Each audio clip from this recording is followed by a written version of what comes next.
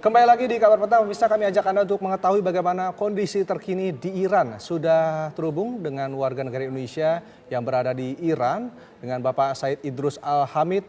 Assalamualaikum, selamat petang Pak Idrus. Waalaikumsalam.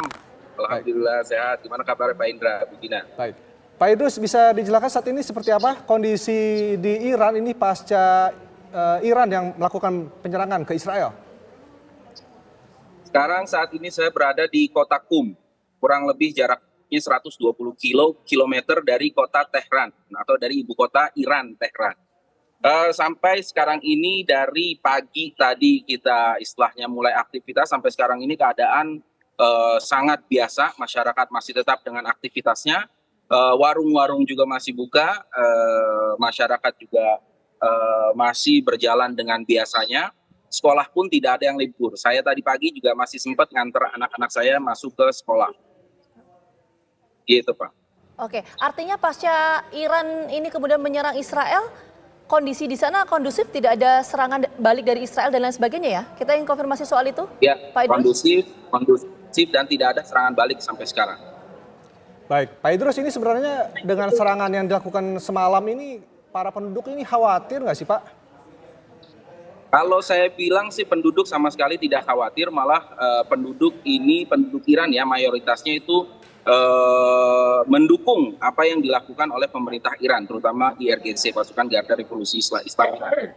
Kita lihat dari tadi malam, kurang lebih pagi jam 1 itu masyarakat mulai keluar rumah dan mengadakan konvoi menyemangati pemerintah Iran atau IRGC Iran dalam melakukan serangan ke Israel.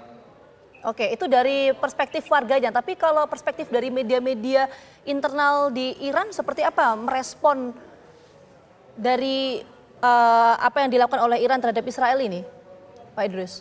Sama, media lokal di Iran juga, media internal di Iran juga semuanya mendukung apa yang dilakukan oleh pemerintah Iran. Karena apa yang dilakukan oleh pemerintah Iran IRGC itu sudah diumumkan sebelumnya, 1 hari sebelumnya kepada masyarakat Iran. Gitu. Oke, baik. Terima kasih bahkan banyak. Sudah disinggung sebelumnya pada saat khutbah Idul Fitri oleh pemimpin tertinggi Islam Iran Said Ali Khamenei. Baik. Jadi masyarakat sudah mengetahui tentang hal. Ya, artinya situasi di Iran ini kondusif ya, saat ini tidak ada kekhawatiran dari warga, bahkan warga juga mendukung ya apa yang dilakukan oleh Iran terhadap Israel. Terima kasih banyak mendukung. Pak Idrus atas waktunya. Baik, terima kasih Pak Idrus. Siap, sama-sama Bu. Oke, kita langsung menuju ke Pak Cepi lagi. Pak Cepi, kok tadi kan Pak Cepi sempat menyampaikan ya bahwa kekuatan negara untuk bisa melawan atau berperang ini adalah soal alutsista dan lain sebagainya, termasuk tadi yang disampaikan oleh Pak Cepi, Iran memiliki senjata nuklir. Nah, dengan kondisi seperti ini, apakah eskalasinya akan terus meningkat konflik antar kedua negara ini atau seperti apa menurut Pak Cepi?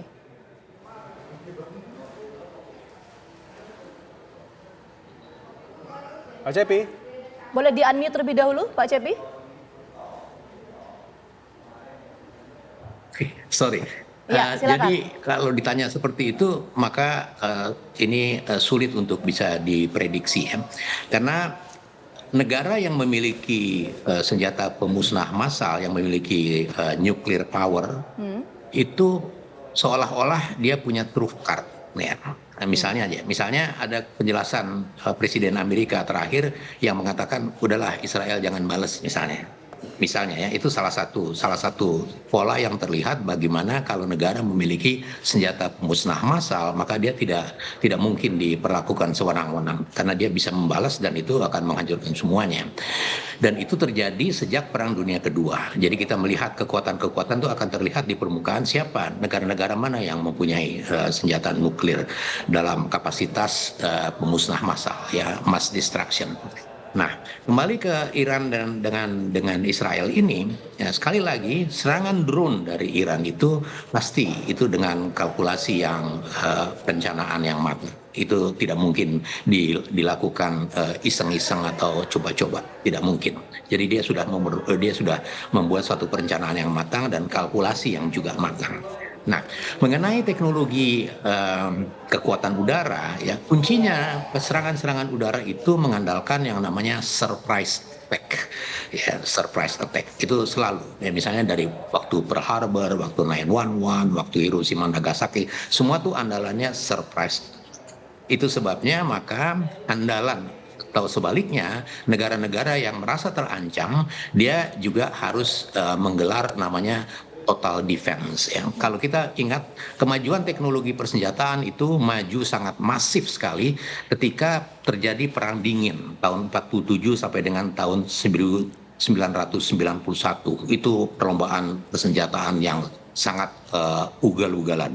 Dan itulah kemudian yang membuat peta dunia itu sangat jelas terlihat siapa yang punya senjata ya musnah massal, siapa yang tidak punya. Dan itu yang terjadi.